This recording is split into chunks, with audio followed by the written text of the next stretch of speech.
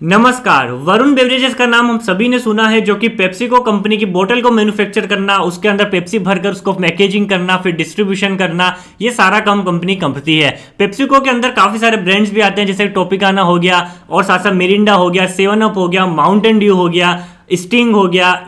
इनकी सारी बोतल की मैन्युफैक्चरिंग कर पैकेजिंग करना, डिस्ट्रीब्यूशन करना, ये सारा काम वरुण बेवरेजेस संभालती है। वरुण बेवरेजेस ड्रिंक्स के अंदर तो संभालती है, आने वाले टाइम में वरुण बेवरेजेस स्नैक्स के अंदर भी उतर रही है। वरुण बेवरेजेस जैसे डोरिटोस एक ब्रांड हो गया, चीटोस एक ब्रांड हो गया, कुरकुरे एक ब्रांड हो गया, इसकी भी पैकेजिंग कर डिस्ट्रीब्यूशन करने का काम वरुण बेवरेजेस के पास है।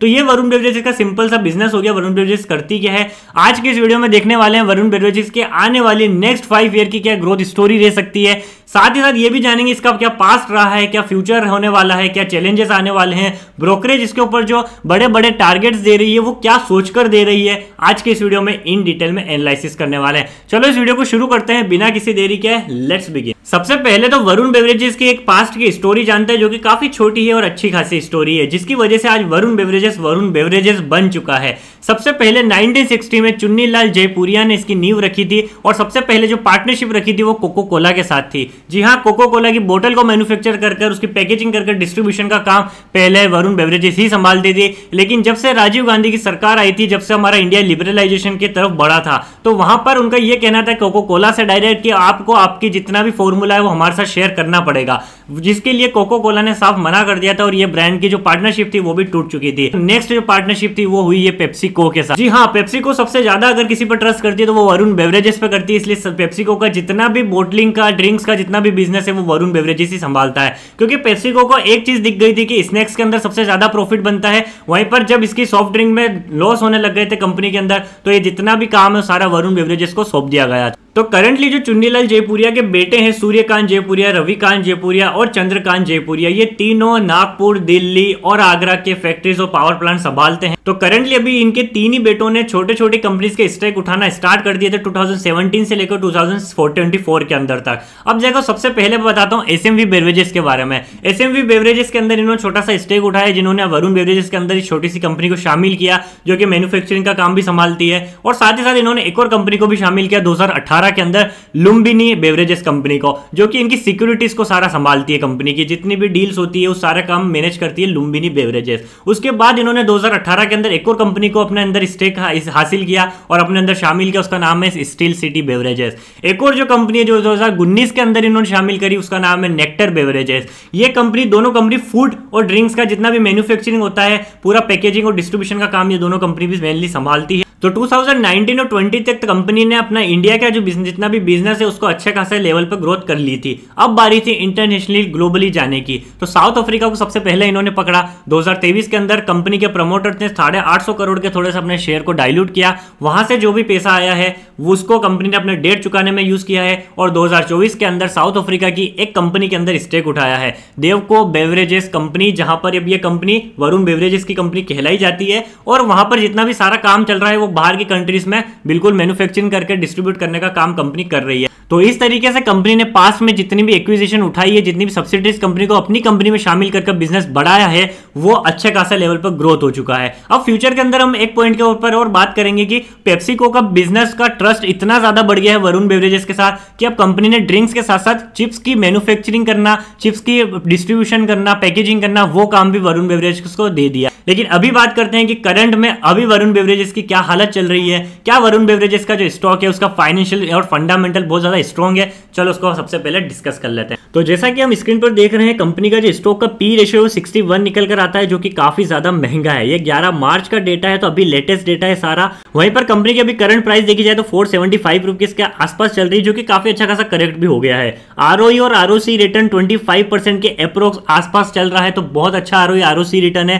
कंपनी डिविडेंड भी पे करती है 0.2% का। अब एक नजर अगर हम इसकी कंपनी की प्राइस टू बुक वैल्यू की तरफ भी देखें तो वो बुक वैल्यू भी काफी महंगी दिखाई दे रही है। 9 के अराउंड और 10 के अराउंड इसकी प्राइस टू बुक वैल्यू चल रही है। वैसे तो ये price to book value 40 times तक चली गई थी, लेकिन अभी जब मार्केट करेक्ट हुआ है, स्टॉक जब करेक्ट हुआ है, तो अभी 9 और 10 टाइम्स के आसपास चल रही है। ये 9 और 10 टाइम्स उस टाइम तक चल रही थी जब 2022 और 21 के अंदर जब 2021 और 22 के अंदर भी इसकी जो प्राइस टू बुक वैल्यू थी वो 9 to 10 टाइम्स चल रही है। तो मोटा मोटा ये समझ में आ रहा है कि जब जहां पर स्टॉक 2021 और 22 में फ्लोट कर रहा था, चल रहा था, वहीं पर स्टॉक आज खड़ा है प्राइस टू बुक वैल्यू के अकॉर्डिंग। अब मोस्ट इंपोर्टेंट बात करेंगे कि क्या कंपनी की क्वार्टरली सेल बहुत अच्छी हो रही है। अगर क्वार्टरली सेल्स अच्छी हो रही है तो ही हम ये अंदाजा लगा सकते हैं कंपनी आगे जाके ग्रोथ करेगी या नहीं करेगी। तो अभी आने वाला है मार्च का 2025 का यहाँ पर फाइनेंशियल ईयर का डेटा। जैसा कि हमको दिख रहा है, हमको मार्च के अंदर 2022 के अंदर 2800 करोड़ की सेल हुई थी, वहीं पर दिसंबर के अंदर 1700 करोड़ की सेल हुई थी। यानी कि हमको यहाँ पर दिख रहा है साफ साफ 1000 करोड़ का यहाँ पर प्रॉफिट दिख रहा है। वहीं पर यह देखा जाए कि 2022 के अंदर दिसंबर में 2200 करोड़ का था, वो 3800 करोड़ में फाइनली हुआ है।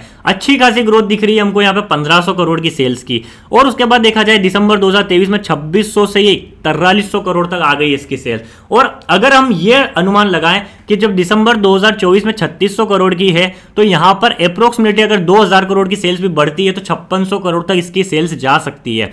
वो हम कैसे पता लगा रहे हैं, क्योंकि इसका जो सबसे ज्यादा बिजनेस है वो मार्च और जून के अंदर बहुत ज्यादा एक्सपांशन करता है, क्योंकि गर्मियां। तो अगर हम इसके नेक्स्ट मार्च के और जून के अगर क्वार्टर का एक अनुमान लगाकर देखें तो देखा जाए तो मार्च का जो क्वार्टर है वो 5000 करोड़ से भी ऊपर का जाने वाला है। वहीं पर जो जून का क्वार्टर है, जो अभी 2024 में 7000 करोड़ का था, उससे पहले सितंबर जून में 5000 करोड़ का था। तो 2000 करोड़ की इसकी यहां पर दिख रही है, 1500 2000 करोड़ की इसकी सेल्स में ग्रोथ होती है। तो अगर ये 56,000 करोड़ का मार्च का अगर इसका क्वार्टर निकलता है तो वहीं पर इसमें 1500 करोड़ और जोड़ लोगे आप तो 8000 करोड़, जी हां 8000 करोड़ की सेल्स हो सकती है जून क्वार्टर के अंदर 2025 के अंदर। तो जी हां, अगर कंपनी का 2 क्वार्टर लगातार बहुत अच्छे आने वाले हैं तो ये हो सकता है कि यहां पर स्टॉक में अंदर थोड़ी मूवमेंट भी दिखेगी हमको।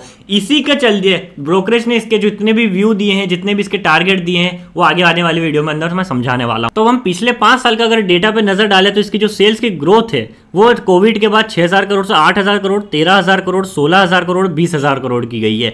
5 सालों में इसकी जो पिछली ग्रोथ है हर साल की बिल्कुल भी फ्लक्चुएशन नहीं है। वहीं पर आप प्रॉफिट भी देखोगे 2020 से लेकर तो 1200 करोड़ से 4710 करोड़ का इसका प्रॉफिट है, ऑपरेटिंग प्रॉफिट। और नेट प्रॉफिट की बात करें तो वो भी पिछले 5 सालों में अच्छा खासा ग्रोथ पर चल रहा है। हर बार गर्मी आती है, हर बार ड्रिंक्स बिकती है, हर बार कंपनी बिजनेस अपना अच्छा खासा बढ़ाती जा रही है। पिछले 5 सालों का डेटा बहुत अच्छा रिकॉर्ड पर कह रहा है। तो नेक्स्ट आगे बढ़ते हुए हम सबसे पहले देखते हैं कि प्रॉफिट की ग्रोथ 10 सालों में 63% की इस कंपनी की, 5 सालों में 41% की और 3 सालों में 54% की। 3 साल का डेटा छोड़ते हैं, अभी कंपनी बहुत ज्यादा हायर लेवल पर जाकर आई है, इसलिए हम सिर्फ 5 साल की इसकी अगर हम प्रॉफिट की ग्रोथ देखें तो 41 टाइम्स बहुत अच्छा होता है, 41%।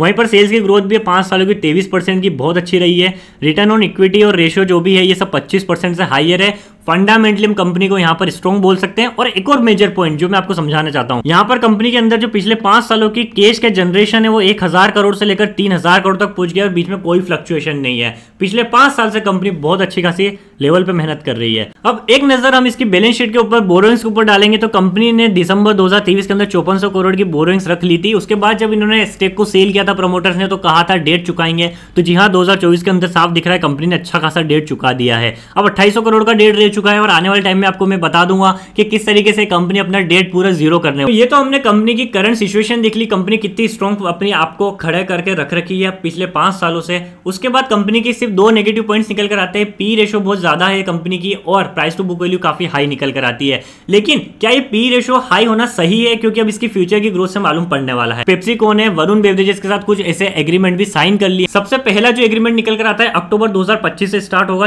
30 सितंबर 2029 तक एग्रीमेंट हुआ है कि सेल सिम्बा मंचीज जो कि स्नैक्स है वो भी जिम्बाब्वे में बेचने वाली है कंपनी वरुण बेवरेजेस। पूरा मैन्युफैक्चर करेगी, पैकेजिंग करेगी, डिस्ट्रीब्यूशन करेगी। और इसके राइट्स किसने दिए हैं? पेप्सिको ने वरुण बेवरेजेस को दे दिए हैं। उसी तरीके से अप्रैल 2025 से लेकर मार्च के 2030 तक एक और नया जो एग्रीमेंट है वो भी पेप्सिको के साथ हो चुका है। ज़ेमिबिया में भी अब वरुण बेवरेजेस अपने स्नैक्स को सेल करेगा। तीसरा एग्रीमेंट जो निकल कर आता है वो मई 2025 से लेकर 2029 तक निकल कर आता है कि चीटोस का जो इनका ब्रांड है, जो कि स्नैक का ब्रांड है चीटोस, उसको भी मोरक्को के अंदर अब नया वापस से स्टार्ट कर दिया जाएगा। और यहां पर अब ये जो इसके फ्यूचर की ग्रोथ है, अब ड्रिंक्स तो चल ही रही है, साथ साथ अब स्नैक्स के अंदर भी वरुण बेवरेजेस उतरने वाली है। अब जैसा कि 2024 में कंपनी ने 7,500 करोड़ का रेस करने का तो कह दिया है, लेकिन अब आने वाले टाइम में हमको देखने को मिलेगा। जैसा कि मैंने आपको बताया 7,500 करोड़ क्यों कंपनी रेस करने वाली है, क्योंकि कंपनी को अपना बिजनेस इंटरनेशनल मार्केट में बहुत भी ज्यादा अच्छे खासे लेवल पर, ब्रॉडर लेवल पे एक्सपांड करना है। अब यहाँ पर नेक्स्ट पॉइंट निकल कर आता है कि बड़े बड़े ब्रोकरेज फर्म ने इसके क्या क्या टारगेट प्राइस दे दिए हैं। जी हाँ,